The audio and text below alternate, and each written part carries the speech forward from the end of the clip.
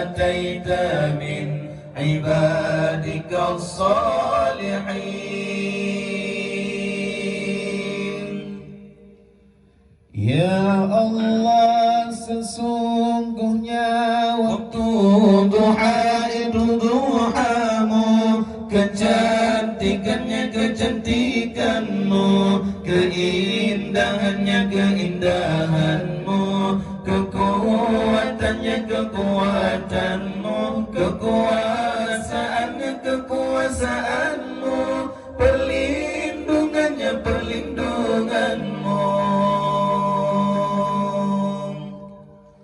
Ya Allah, jika rezeki masih di langit, turunkanlah, jika di bumi keluarkanlah, jika sukar permudahkanlah, jika haram sucikanlah, jika jauh dekatkanlah.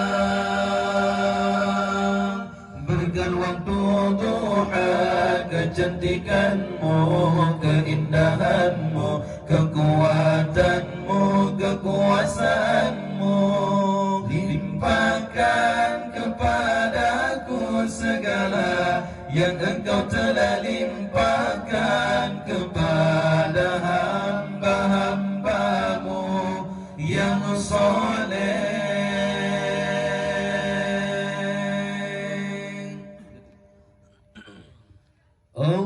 Allahumma inna duha'uka wal baha'a baha'uka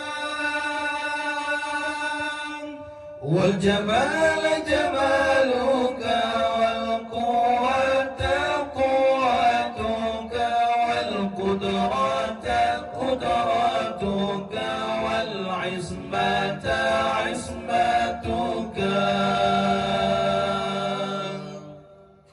Allahumma in kana rizqi fi as-sama'i fa'anzilhu